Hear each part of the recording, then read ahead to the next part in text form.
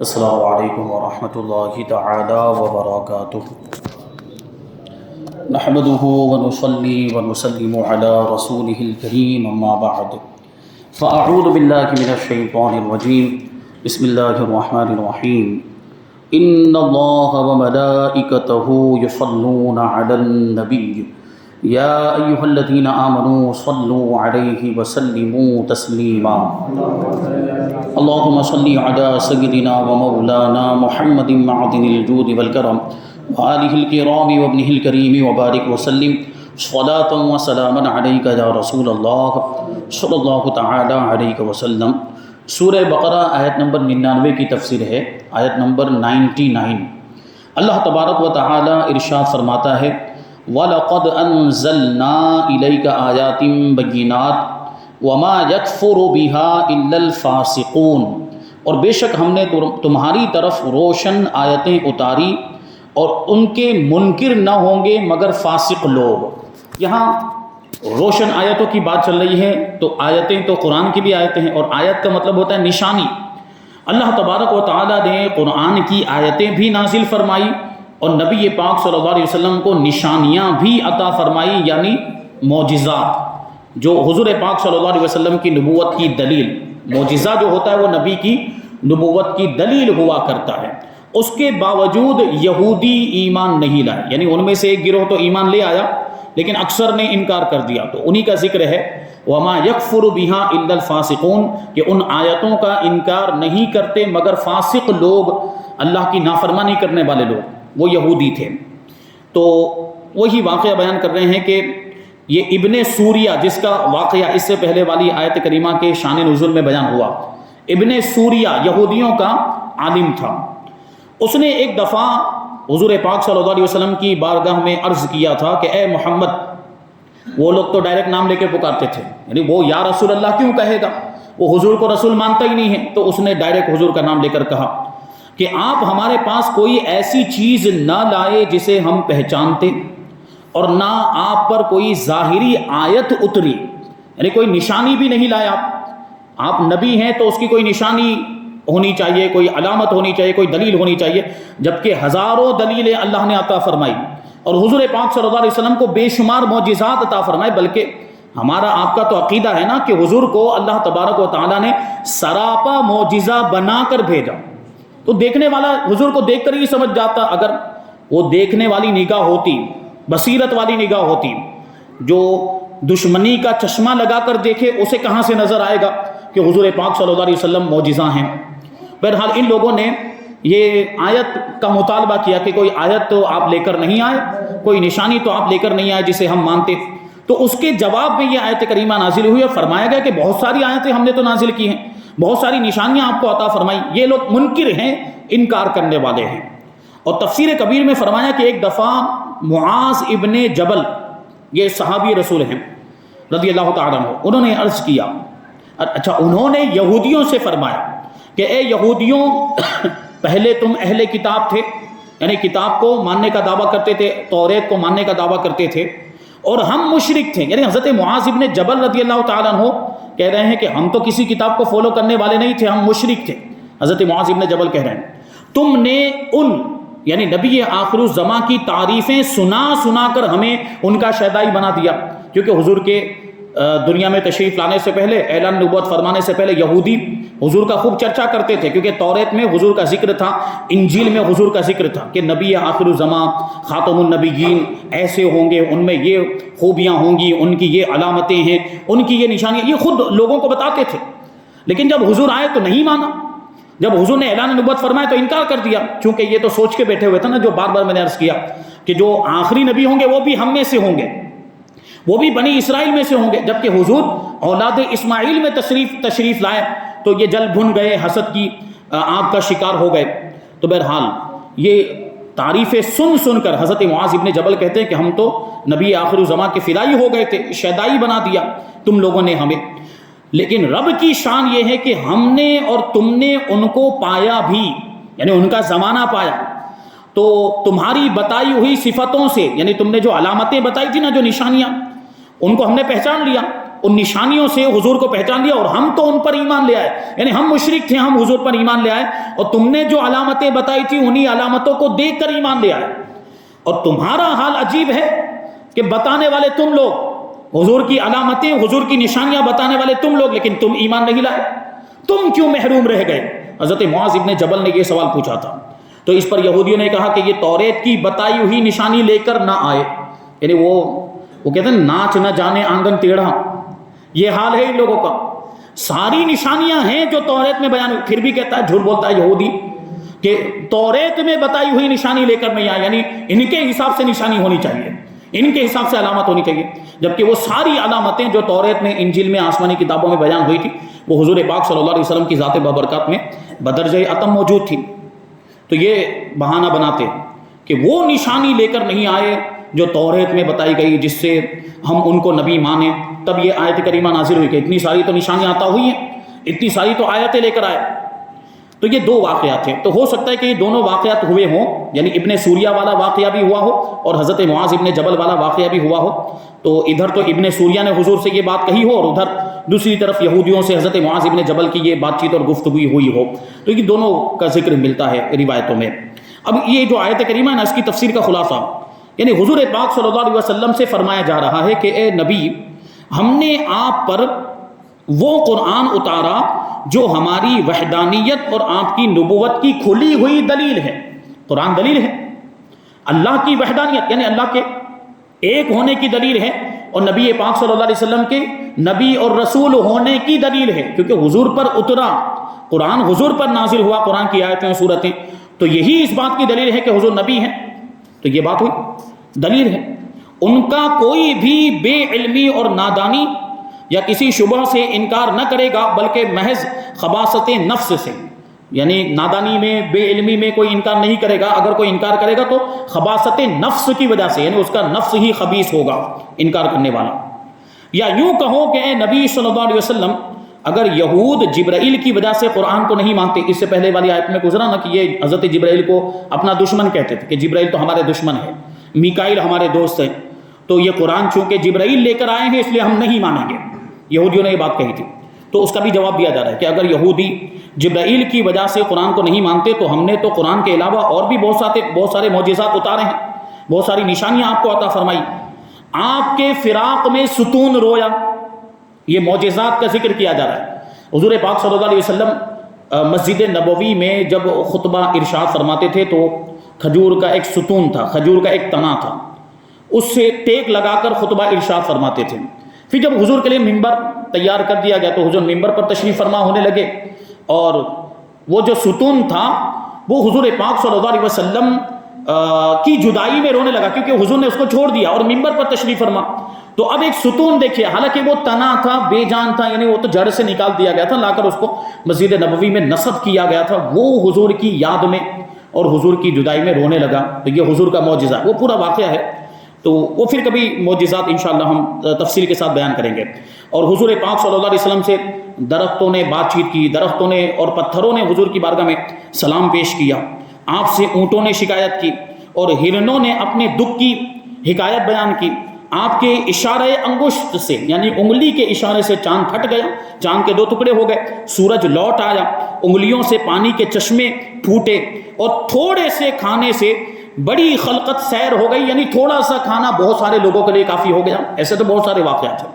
جنگ خندق کے موقع پر بھی حضرت جابر نے جب دعوت کی تھی تو صرف تھوڑا سا آٹا تھا اور ایک بکری کا بچہ تھا جو ذبح کیا، سالن تیار کیا گیا۔ نبی پاک صلی اللہ علیہ وسلم نے کیا ارشاد فرمایا کہ جب تک میں نہ آ جاؤں وہاں تک آٹے سے روٹی بنانا شروع نہ کیا جائے اور ہانڈی میں سے سالن نہ نکالا جائے۔ حضور پاک صلی اللہ علیہ وسلم نے برکت کی دعا فرمائی اور پھر ارشاد فرمایا کہ اب روٹی بناؤ اور سالن نکالو۔ پورے لشکر والوں نے کھایا، تب بھی ایسا معلوم ہوتا تھا کہ یہ کھانا کم نہیں ہوا بلکہ اور زیادہ ہو گیا۔ یہ حضور کا معجزہ ہے۔ ان باتوں کو دیکھتے ہوئے پھر یہ کیوں آپ کے منکر ہو گئے؟ یعنی اتنی ساری نشانیاں اور اتنے سارے معجزات دیکھنے کے باوجود بھی یہودی منکر ہو گئے۔ معلوم ہوا کہ جبریل کا تو فقط بہانہ ہے، ان کا نفس ہی خبیث ہے، یعنی اندر ہی ناپاکی بھری ہوئی ہے، جو انبیاء کرام کی نافرمانی کرتے آئے نا، تو اس کی یہ نحوست ہے کہ حضور پر بھی ایمان نہیں لا رہے ہیں، یہ بہانے بازیاں کرتے ہیں۔ خیال رہے کہ نبوت نبی کے ان کے معجزات سے معلوم ہوتی ہے، اور نبی کی پہچان کے بعد کتاب اللہ کو پہچانا اور مانا جاتا ہے۔ نبوت کی پہچان کتاب اللہ کے ماننے پر موقوف نہیں ہے، یعنی ایسا ضروری نہیں، نبی کو ماننے کے لیے ضروری نہیں ہے کہ ان کے پاس کوئی کتاب بھی ہو اور اس کتاب کے ذریعے سے نبی کو مانا جائے، کیونکہ بہت سارے انبیاء کرام ایسے بھی دنیا میں تشریف لائے ہیں کہ جن کو کوئی کتاب عطا نہیں کی گئی، تو اب ان کو نشانیوں کے ذریعے مانا، ان کے معجزات کے ذریعے مانا، ان کے پاس تو کتاب تھی نہیں، تو نبی کو ماننا کتاب کے ماننے پر موقوف نہیں ہے۔ تو اگرچہ یہ کتاب اللہ کے منکر ہو گئے، یعنی اگرچہ قرآن کو نہیں مان رہے ہیں، اگرچہ وہ یہ کہہ رہے ہیں کہ حضرت جبرائیل ہمارے دشمن ہے اور وہ قرآن لے کر آئے اس لیے ہم نہیں مانیں گے، تو چلو قرآن کی وجہ سے نہیں مان رہے ہیں تو دوسری نشانیوں کی وجہ سے تو ماننا چاہیے، معجزات کو دیکھ کر تو ماننا چاہیے، پھر بھی نہیں مانے۔ وہی بات بیان ہوئی کہ نبی ایسے بھی گزرے ہیں جن کے پاس کتاب اللہ تھی ہی نہیں، اور بہت سے وہ ہوئے جن کے پاس پرانی کتاب تھی، یعنی پہلے نبی کی کتاب تھی، اسی کتاب کو فالو کر رہے تھے، جیسے کہ توریت حضرت موسیٰ علیہ السلام کو عطا، بعد میں بہت سارے انبیاء کرام اسی کو فالو کرتے رہے اور اسی کے مطابق فیصلے فرماتے رہے، اور بہت سارے انبیاء کرام اسی کو آگے بڑھاتے رہے۔ حضرت موسیٰ علیہ السلام کی شریعت ہی پر عمل کیا انہوں نے، تو پرانی کتاب تھی نہیں، تو کوئی کتاب تھی نہیں، بہت سارے انبیاء کرام ایسے گزرے۔ وہاں ایسے نبیوں کی نبوت ان کے معجزات سے معلوم ہوئی، اللہ نے معجزات عطا فرمائے تھے۔ تو فرمایا جا رہا ہے کہ تم قرآن کو تو پیچھے ماننا، پہلے اس محبوب کو ان کے معجزات کے ذریعے سے تو مان لو۔ ان معجزات میں تو جبرائیل کا واسطہ بھی نہیں ہے، معجزات تو ڈائریکٹ عطا ہوئے ہیں، قرآن حضرت جبرائیل کے ذریعے سے ملا ہے، لیکن معجزات تو ڈائریکٹ ملے ہیں، تو ان معجزات کو دیکھ کر تو مان لو۔ تعجب ہے کہ تم قرآن کے بہانے سے نبی پر ایمان نہیں لاتے، تو اس توجیہ پر یہ آیت کریمہ بہت باریک ہوگی۔ تو یہاں پر اس آیت کریمہ کی تفسیر مکمل ہو گئی۔ آنے والی آیت کریمہ انہی یہودیوں کے بارے میں ہے، تو ان کے جو مختلف گروہ تھے نا، ان گروہوں کا تذکرہ ہو رہا ہے۔ آنے والی آیت کریمہ یعنی آیت نمبر 100 اور آیت نمبر 101، اللہ تبارک و تعالی ارشاد فرماتا ہے أَوَكُلَّمَا عَاهَدُوا عَهْدًا نَبَذَهُ فَرِيقٌ مِّنْهُمْ بَلْ أَكْثَرُهُمْ لَا يُؤْمِنُونَ وَلَمَّا جَاءَهُمْ رَسُولٌ مِّنْ عِندِ اللَّهِ مُصَدِّقٌ لِّمَا مَعَهُمْ نَبَذَ فَرِيقٌ مِّنَ الَّذِينَ أُوتُوا الْكِتَابَ كِتَابَ اللَّهِ وَرَاءَ ظُهُورِهِمْ كَأَنَّهُمْ لَا يَعْلَمُونَ، اور یا جب کبھی کوئی عہد کرتے ہیں وہ لوگ، یعنی بنی اسرائیل کے لوگ، جب کبھی کوئی عہد کرتے ہیں، عہد کرتے ہیں کا مطلب کیا، نبی سے کوئی وعدہ کرتے ہیں کہ ہم یہ کریں گے، ایسے بہت سارے وعدے کیے تھے، جیسے کہ وہ بنیادی وعدہ یہ تھا حضرت موسیٰ علیہ السلام سے لوگوں نے کیا تھا کہ کوئی کتاب لے کر آؤں، آپ کتاب لے کر آئیں گے تو ہم اس پر عمل کریں گے، کوئی ایسی کتاب ہونی چاہیے جس میں حلال حرام جائز ناجائز کا بیان ہو تاکہ ہم اس پر عمل کریں، اور جب کتاب آئی تو کیا کیا ان لوگوں نے، عمل نہیں کیا۔ تو وہی بات ہے کہ جب کبھی کوئی عہد کرتے ہیں، ان میں سے ایک فریق تو اسے پھینک دیتا ہے، یعنی اس عہد کو توڑ دیتا ہے، اس پر عمل نہیں کرتا، بلکہ ان میں بہتیروں کو ایمان نہیں، یعنی بہت سارے ان میں ایسے ہیں جو ایمان والے ہی نہیں ہیں۔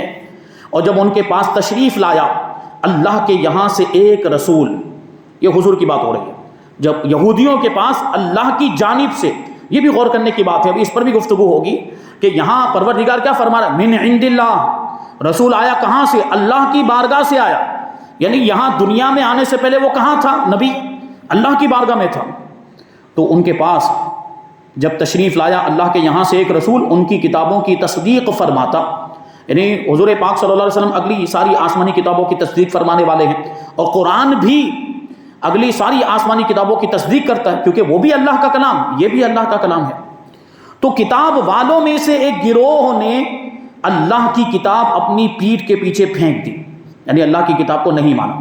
اب یہاں پر ایک مراد تو یہ ہو سکتا ہے کہ قرآن کو نہیں مانا، قرآن کو اپنی پیٹھ کے پیچھے ڈال دیا، اور ایک معنی یہ بھی ہو سکتا ہے کہ توریت جس کے ماننے کا وہ دعویٰ کرتے تھے کہ توریت ہماری کتاب ہے، ہماری کتاب ہے، اس کو بھی پیٹھ کے پیچھے ڈال دیا، کیونکہ اس میں تو حضور کی نشانیاں تھیں نا، اور ان نشانیوں کی وجہ، اس کی بنیاد پر بھی وہ ساری نشانیاں موجود ہیں، اس کے باوجود نہیں مان رہے، تو توریت کو بھی اس کا مطلب یہ ہوا کہ پیٹھ کے پیچھے ڈال دیا ان لوگوں نے، اور گویا کہ وہ کچھ علم ہی نہیں رکھتے، یعنی بالکل جاہل ہیں، بلکہ جاہلوں سے بھی بدتر ہے۔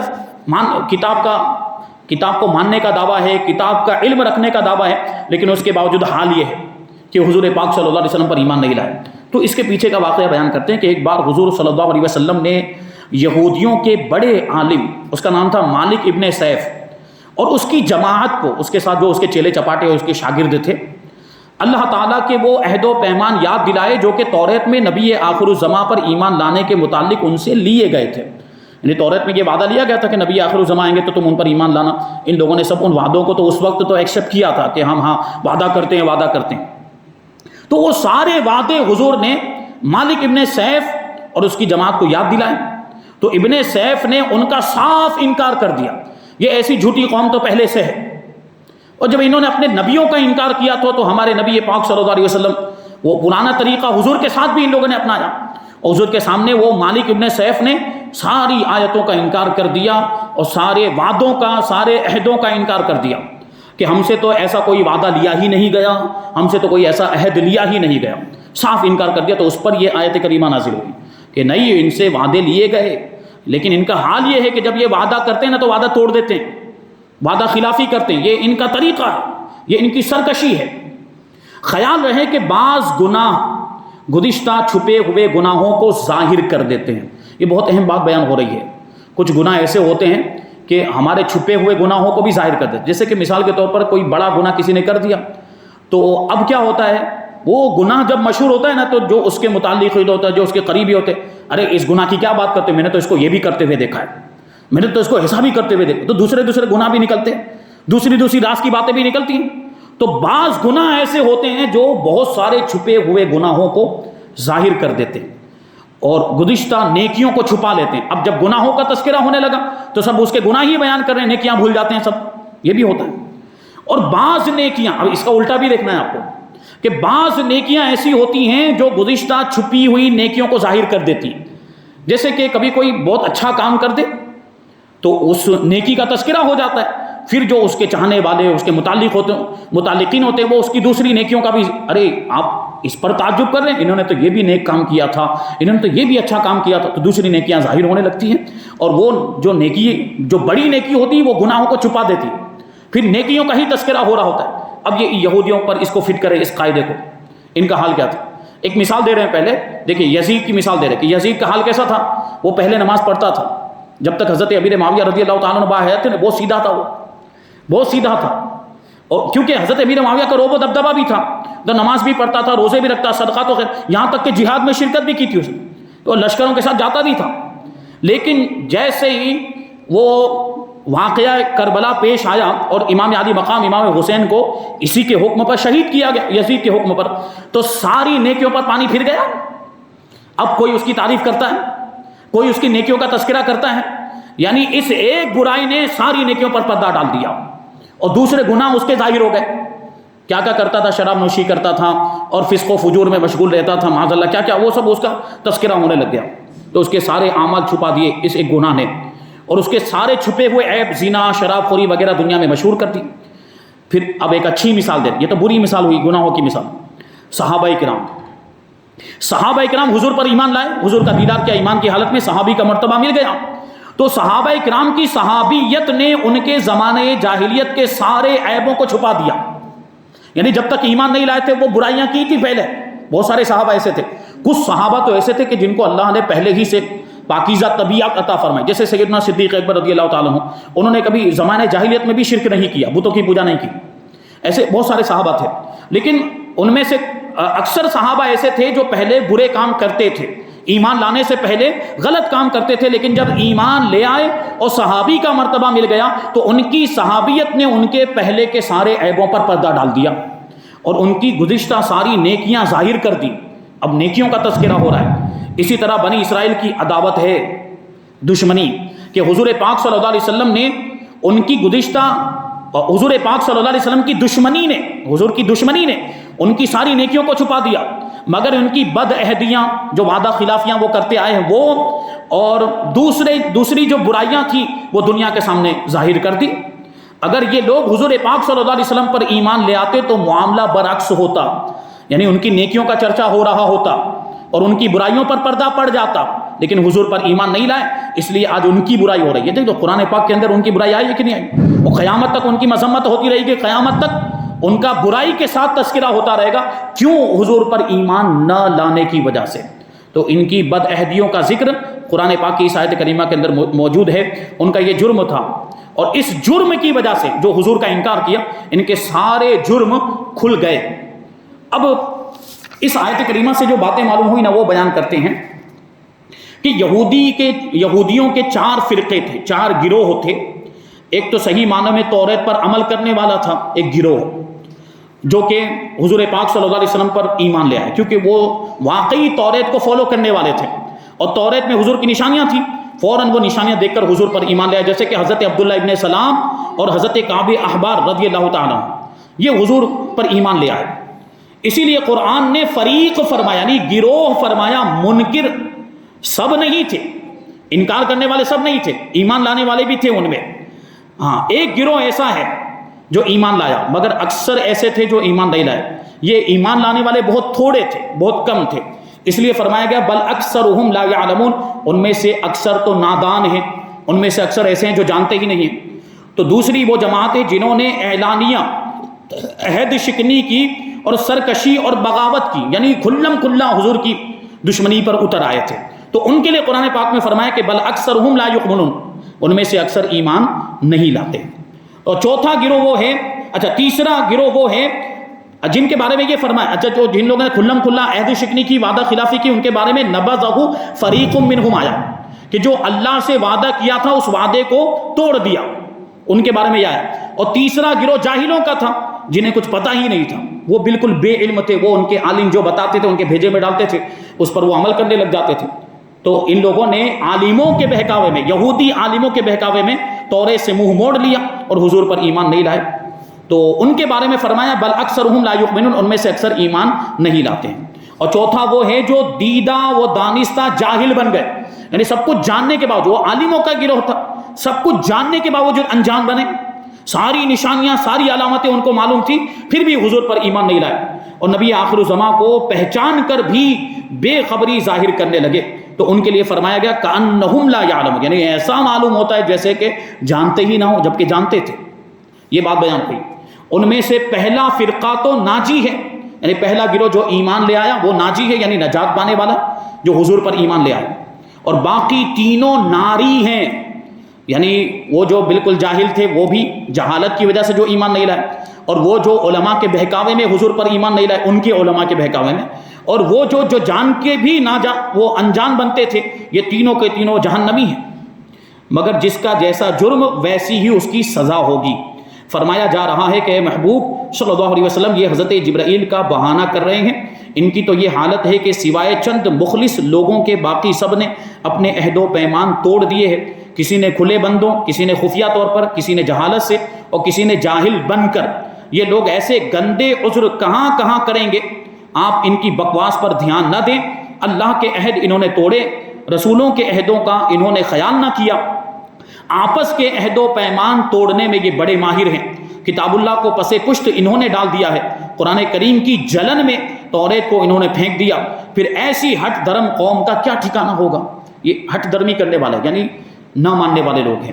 اس آیت کریمہ سے چند باتیں معلوم ہوئی. پہلی بات تو یہ کہ وعدہ خلافی کرنا بہت بڑا جرم ہے، اور نبی سے وعدہ خلافی کرنا اور بھی سخت ہے، اور رب سے بے وفائی کرنا اس سے بڑا گناہ ہے. رب سے کیا ہوا وعدہ توڑ دے تو اس سے بڑا مجرم اور کون ہو سکتا ہے.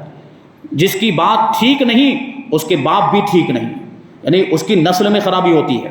دوسری بات یہ معلوم ہوئی کہ عالم بے عمل اور جاہل یہ دونوں برابر نہیں ہو سکتے، بلکہ ایسے عالم کی سزا سخت ہے کیونکہ وہ جاننے کے باوجود بھی عمل نہیں کر رہا ہے، تو اس وجہ سے اس کی سزا سخت ہے. کیونکہ جاہل تو کسی قدر معذور بھی ہوتا ہے، یعنی جہالت کا معاملہ ہوتا ہے. اسی لیے بزرگان دین فرماتے ہیں کہ زبانی وعظ یعنی ایسی نصیحت کرنا جس پر خود عمل نہ کرتا ہو، یہ صرف کان تک، اور دل کا جو وعظ ہوتا ہے وہ دل تک پہنچتا ہے. یعنی بے عمل عالم کا وعظ اثر نہیں کرتا، لوگ سن کر بھول جاتے ہیں. اور تیسری بات یہ معلوم ہوئی، ایک بات یہاں پہ بھی ذہن میں رکھیں کہ یہ ایک پہلو کو پیش نظر رکھتے ہوئے یہ بات کہی گئی کہ عالم اور جاہل یہ دونوں برابر نہیں ہو سکتے. جو بے عمل عالم ہو اس کی بات چل رہی ہے.